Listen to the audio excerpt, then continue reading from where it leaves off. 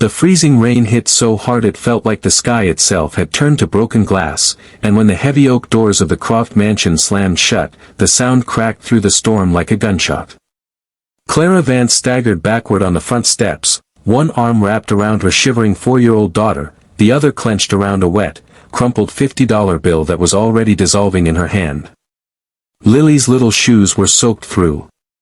Her curls were plastered to her cheeks. Behind those doors, the fire was warm, the lamps were lit, and every room Clara had scrubbed, mended, and filled with quiet loyalty belonged to the family that had just thrown her into the night like trash. 5 years later, the same house stood under a clear autumn sky while half the town crowded the front lawn for a public auction. A fine black carriage trimmed in brass rolled up the gravel drive. The driver stepped down first. Then a woman in a navy silk dress emerged, straight-backed and calm, one gloved hand resting on the doorframe as murmurs swept through the crowd. Victoria Croft, pale and ruined, looked up from the auction steps and realized the woman arriving to buy her bankrupted estate was the widow she had once cast into the storm with $50 and a child. But to understand how Clara Vance came back to those doors with the power to own them, you have to go back to the night her life was split clean in two. Until that week, Clara had believed grief was the worst thing a woman could survive. She learned she was wrong. Her husband, Julian Croft, had been gone 3 days when the horse came back without him. It was just after dawn when the stable boy screamed.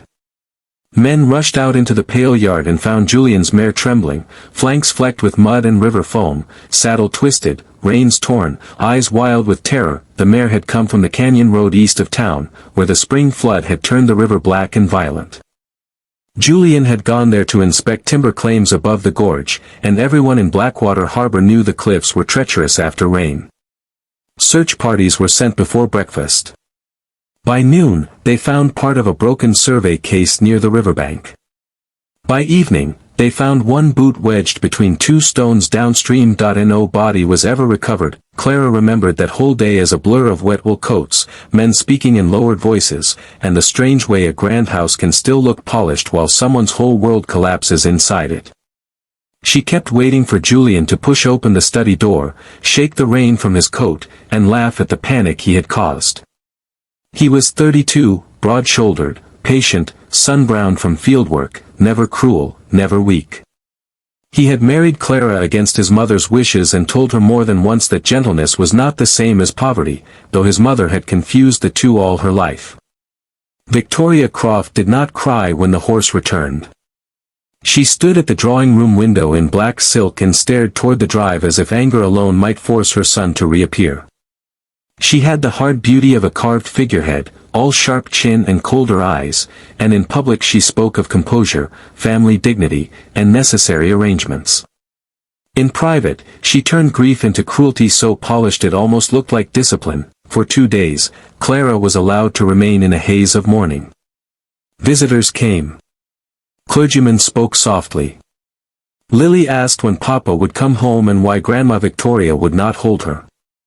Then on the third night, when the rain began and the search was called off, Victoria summoned Clara to the front hall. The servants disappeared before Clara arrived. That should have warned her. The foyer was lit by 2 wall lamps that made the marble floor gleam like ice. Victoria stood at the base of the staircase with a leather case of documents under one arm. Her mouth was set in that thin, superior line Clara knew too well. "You may stop pretending now," she said. Clara tightened her hand around Lily's shoulder. "I don't understand." "Yes, you do. My son is gone. The estate reverts to me. Every room in this house, every plate in the kitchen, every coin in the accounts." Julian was sentimental. "I am not." Clara thought, in that first stunned second, that she had misheard. "Victoria, this is still Lily's home." Victoria's face didn't change. "Lily is a child. And you are a penniless nobody my son insisted on rescuing from obscurity. You brought no dowry, no land, no standing, and now you bring misfortune. I will not feed you for the next 20 years out of pity." Clara's grief turned to disbelief so fierce it nearly steadied her. "I am your son's wife. You were my son's mistake. The words hung in the hall like poison. Lily began to cry, that confused, frightened crying children do when they feel danger before they understand it. Clara bent to hold her, whispering that it was all right, though nothing was all right at all. Victoria opened the leather case and removed a folded bill and a set of papers. "There is no will granting you control," she said. "The holdings were tied to the Croft family trust before your marriage. You have no claim. I am being more generous than you deserve." She held out the bill. $50. It was not charity. It was insult measured in paper. Clara did not take it at first. She stared at the money, then at Victoria's face, and saw something that chilled her even more than the storm outside. Satisfaction. Not rage. Not sorrow twisted wrong. Satisfaction. Victoria had waited years to prove Clara was temporary, fragile, removable. Now fate had opened the door, and she was stepping through it with gloved hands and dry eyes. "When Julian brought me into this house," Clara said quietly, "he promised me his name meant protection." Victoria gave a brittle laugh. "And now his name is the only thing you have left. Take the money and go before I call the sheriff to remove you." It happened fast after that. A trunk dragged across tile. A cloak thrown over Clara's shoulders. Lily wrapped in a wool blanket. One maid crying silently but too frightened to interfere. Clara reaching for the framed miniature portrait of Julian on the entry table and being told to put it down because it belonged to the house. Then the great oak doors opening to a wall of freezing rain, and Victoria Croft saying, with the calm finality of a judge, "You should have married a man with less to lose." The doors slammed.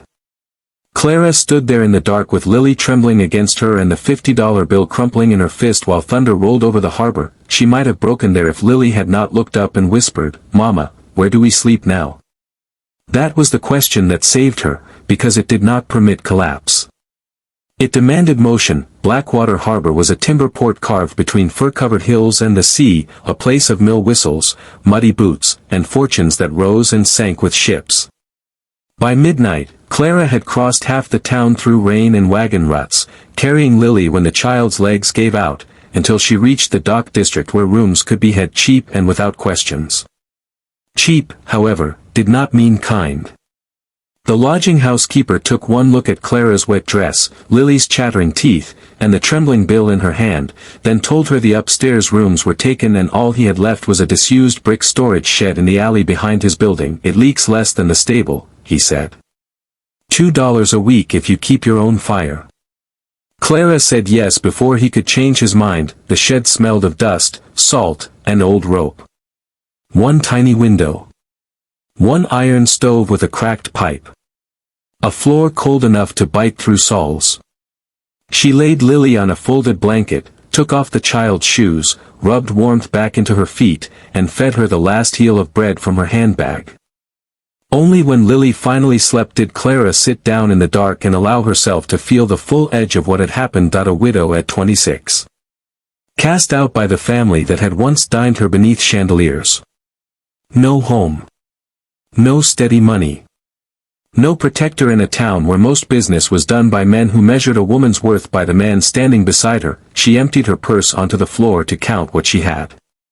Some hairpins. 2 buttons. A broken pencil. A handkerchief embroidered with her maiden initials. 3 coins. And at the very bottom, bent from years of travel, a small leather journal she had not opened since girlhood. For a moment she only stared at it. The cover was cracked from use, the strap nearly worn through. It had belonged to her grandmother Eleanor, who had healed half their old valley with poultices, tinctures, and handmade soap long before Clara knew the meaning of profit. As a child, Clara used to stand on a stool in her grandmother's kitchen, watching lavender dry above the hearth and hearing that certain things made by hand carried more than usefulness. They carried care. People can feel when something was made by someone who refused to give up, her grandmother used to say. Clara opened the journal with trembling fingers. Inside were pages of tight brown handwriting, recipes for calendula salve, rosewater rinse, chamomile wash, cedar chest sachets, and soap formulas so detailed they included weather notes and curing times. Near the back was one recipe marked twice with ink: lavender pine soap for dock hands and mill families, hard enough to last, gentle enough not to split winter skin. Clara read it once. Then again. By morning, she had made a decision so reckless it bordered on madness. Or salvation. She took Lily, still sleepy and clinging to her skirts, to the supplier stalls at the edge of the wharf. She bought rendered tallow, lye, dried lavender, bundles of pine needles, and 2 battered copper pots. The vendor threw in scrap wrapping paper because he assumed she was foolish enough not to know how much he was overcharging her.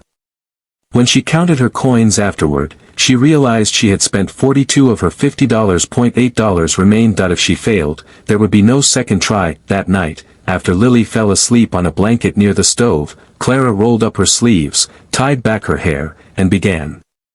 She melted tallow until it ran clear. She boiled pine and lavender into the water until the whole shed filled with a sharp, clean scent that almost erased the smell of mildew. She measured lye with a care so intense her hands stopped shaking.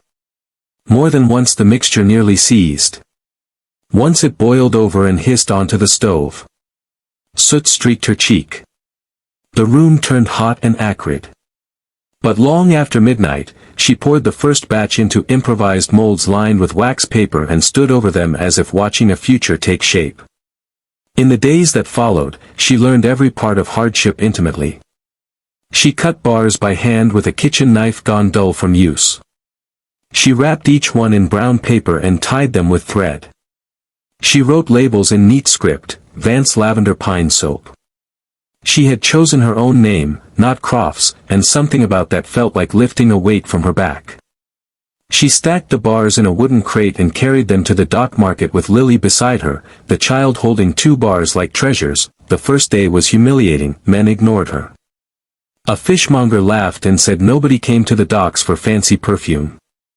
A woman selling turnips told her there were already soap makers in Portland and she would be back begging within a week.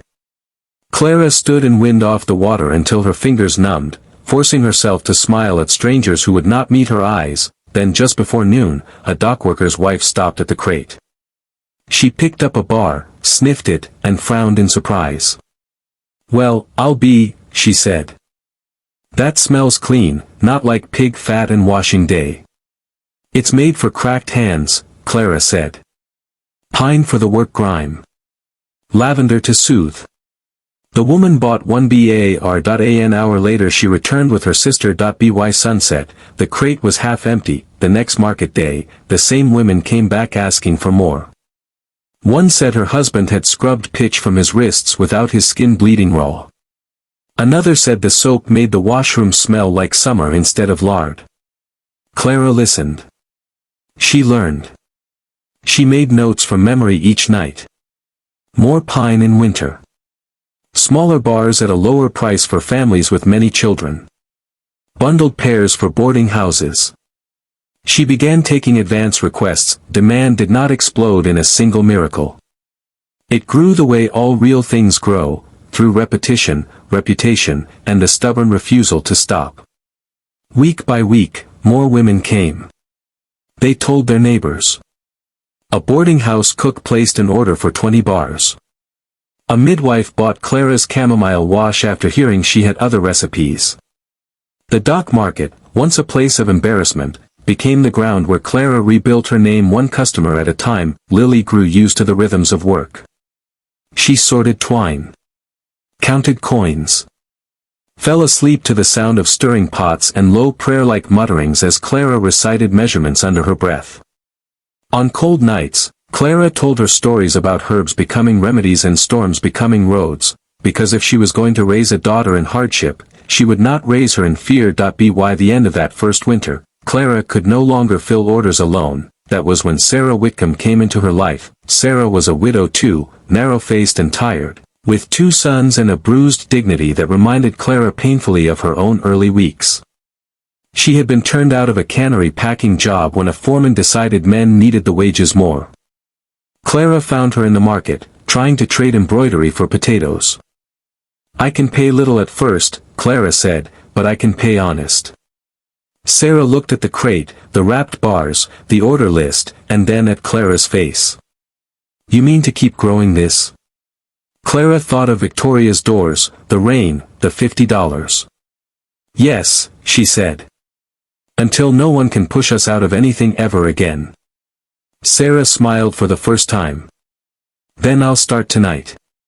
The shed became too small within months. Pots crowded the stove. Drying racks lined the walls. Lily and Sarah's boys played with corks on the floor while women measured oils and chopped herbs nearby. Clara rented the adjoining space, then another. She registered the business officially with the county clerk under the name Vance Botanicals, paying the filing fee with money she had earned from soap made in a room where she once cried from hunger. She kept the paper folded in oilcloth inside a wooden box, because she knew the world treated poor women as temporary unless they carried proof. Victoria Croft heard about the business long before she saw it. Blackwater Harbor was too small to keep Triumph quiet, especially when it belonged to a woman some people still called the cast-off Croft widow. At first Victoria ignored the gossip. Then she dismissed it. Then, as Vance Botanicals moved from market stall curiosity to reliable local brand, she turned dangerous. The lawyers came on a gray afternoon in April. Two men in city coats arrived at Clara's new workroom carrying a letter embossed with Croft shipping insignia. Sarah saw them first and went pale. Clara wiped her hands, told Lily to stay by the back shelves, and faced them at the front table where wrapped bars were stacked in neat rows. The taller lawyer cleared his throat as if announcing judgment. Mrs. Clara Croft, Vance, Clara said. He blinked. Mrs. Vance, our client alleges that your enterprise has unlawfully benefited from association with the Croft family name, social connections, and former household recipes. Clara almost laughed. Household recipes. The arrogance of it was breathtaking. I use my grandmother's formulas, she said. And I trade under my own registered business. The second lawyer set a document on the table. Our client is prepared to pursue injunction and damages unless you cease operations or agree to a licensing arrangement. A licensing arrangement. Victoria wanted a share of the business she had mocked into existence. Hands still, voice level, Clara walked to the wooden box, removed the county registration, and laid it beside their letter. Then she brought out her grandmother's leather journal, opened to the earliest pages, the dates faded but visible, years older than her marriage to Julian. This registration is legal, she said. These recipes are mine by inheritance. And if your client wishes to argue in court that she created Dock soap with pine and lavender while I was still a child in another county, I would be delighted to hear her explain it under oath. The taller man scanned the paper, then the journal, and something cautious entered his face. Clara leaned in just enough to let them know she was no longer the woman who had stood weeping in a storm. Tell Mrs. Croft that if she sends another threat to this address, I will answer with counsel of my own. I may have started with a wooden crate, gentlemen, but I am not standing in the rain anymore. They left with their letter unanswered. When Victoria learned the threat had failed, she did not come herself. Pride forbade that. But Clara heard things. That Victoria called her vulgar. That Victoria said commerce had turned desperate women shameless. That Victoria swore Blackwater Harbor would tire of homemade sentiment and return to serious businesses run by serious people. Yet while Victoria spoke of pedigree, Clara studied expansion. She secured a modest contract with a general store in Astoria. Then another in Salem. She developed calendula balm for chapped knuckles, rosemary hair rinse for boarding houses, peppermint household soap sold in wrapped sets. Sarah oversaw packaging. A tinsmith's daughter designed clean stamped labels. Clara hired more widows, then fishermen's wives, then young girls who needed wages but not the dangers of factory floor textile work. She paid fairly. She built shelves for children to nap behind the front office. She kept soup on the stove in winter. Word spread that Vance Botanicals was not only a business but a refuge with invoices. By the fourth year, the operation moved into a proper brick building fitted with a steam kettle and pulley racks for larger batches. Men who had once laughed at Clara now tipped their hats when they passed the loading doors. Merchants waited for her appointments. Bankers who would not have offered her a chair after Julian's disappearance now praised her remarkable enterprise, in tones that suggested they had believed in her all along. she did not forget, she also did not let bitterness make her small. That was the harder discipline. Every expansion reminded her of why she had begun, not to avenge herself, though vengeance would have been easier, but to build something no storm, no widowhood, and no proud old family could strip from Lily's future. Lily, meanwhile, grew from a frightened child in wet shoes into a bright-eyed girl who read invoices before bedtime and wandered the herb drying rooms asking practical questions in a voice uncannily like Julian's. Sometimes Clara would catch a tilt of her daughter's smile and have to turn away for a moment. Grief had not vanished. It had changed shape.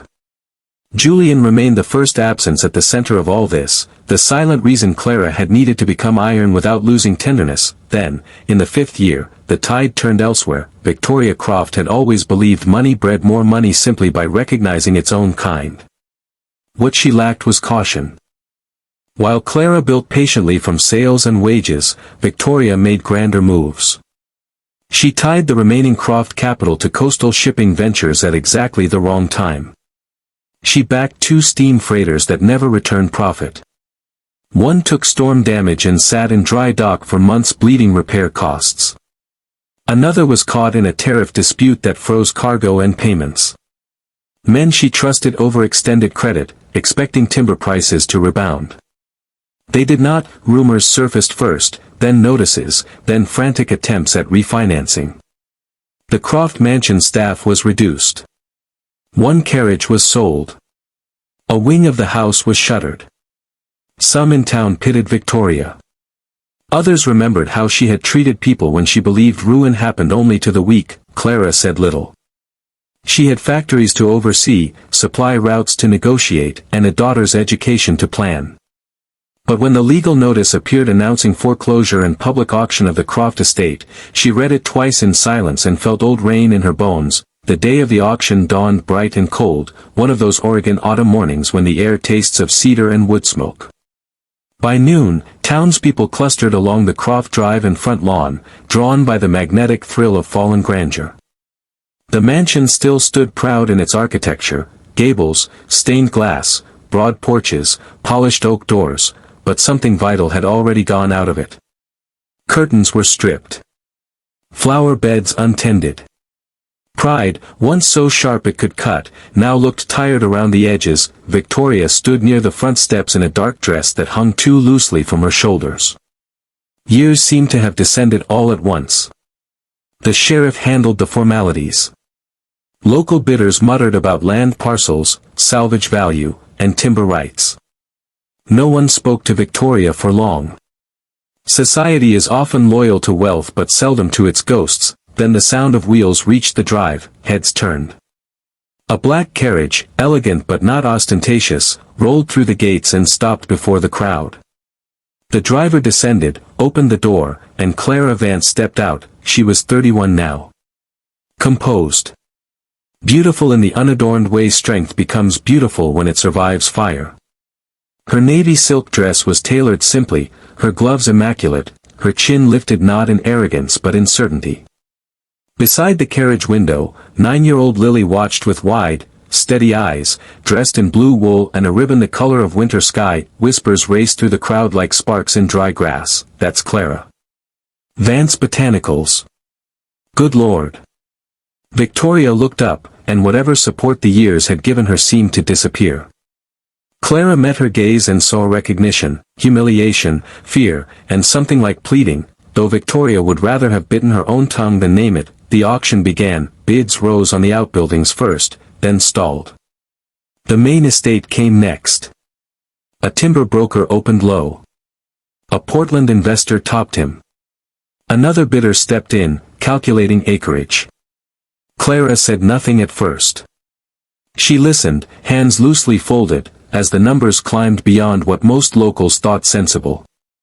Then, when the Portland man made his move to close the gap, Clara spoke, her voice carried cleanly across the lawn. I'll offer 20% above the current bid. The crowd gasped outright. The sheriff repeated the amount. The Portland man hesitated, recalculated, then answered. Clara answered again. Calmly. Precisely. Without flourish, each bid stripped away the illusion that she had come to witness. She had come to win. Victoria's hand shook against the banister. She looked from Clara to the sheriff to the townspeople who had once courted her invitations, and perhaps in that moment she understood the full architecture of consequence. The woman she had expelled with $50 had not returned for spectacle. She had returned because she could point. One bidder dropped out. Then another. The Portland investor made a final strained offer that caused murmurs through the crowd. Clara did not even glance at him. She lifted one gloved hand. "I accept no debt on this purchase," she said. "Payment in full." Silence hit the lawn so completely the wind could be heard in the firs. The sheriff brought down the gavel. "Sold, not to a shipping magnate. Not to a banker. Not to one of Victoria's old circle circling the carcass of respectability. Sold to Clara Vance, widow, mother, soap maker, employer, owner of Vance Botanicals, who had once stood outside those doors with rain running down her spine and no future anyone else could see." Victoria did not collapse dramatically. Real defeat is often quieter than that. She simply seemed to shrink. When the formal papers were signed and the legal transfer completed, she approached Clara with the iron ring of house keys in her hand. Up close, the older woman's eyes were red-rimmed. "I suppose," Victoria said, voice rough with a humility she had never learned to wear, "you've waited a long time for this." Clara looked at the keys. Then at the woman who had made herself judge, jailer, and finally architect of her own loneliness. A crowd listened without breathing. There were 100 ways Clara could have taken revenge. She could have made Victoria beg publicly. She could have forced her from the steps by sundown. She could have repaid cruelty with spectacle and won easy applause from every soul watching. Instead, Clara saw Lily in the carriage behind her. She saw Sarah, and the women in her factory, and the child she herself had been before life taught her how quickly comfort can disappear. She remembered her grandmother's words about what hands can carry besides labor. Care. Refusal. Grace. When Clara spoke, her voice was soft enough that people leaned closer. "I did wait," she said. "But not for revenge." Victoria blinked, confused. "The steward's cottage on the south meadow is furnished," Clara went on. "It has a kitchen garden, a good stove, and morning light. You may live there as long as you need. No rent." A stunned murmur swept the lawn. Victoria stared at her as if the language itself had become unrecognizable. "After what I did to you?" Clara's gaze did not waver. "Yes. Because I know exactly what it means to be turned out with nowhere to go. And I will not become the thing that nearly destroyed me." Victoria's mouth trembled. The keys clinked in her hand. For the first time since Julian vanished, tears spilled openly down her face. Not elegant tears. Not social tears. The humiliating kind grief forces from people when pride is too exhausted to hold its posture. She offered Clara the iron ring. Clara took it. The weight was surprising. Heavy with doors, rooms, history, and the strange justice of time. That evening, as the autumn light turned gold across the grounds, Clara walked Lily through the mansion one room at a time.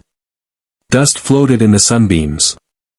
The old front hall smelled faintly of cedar polish and extinguished fires.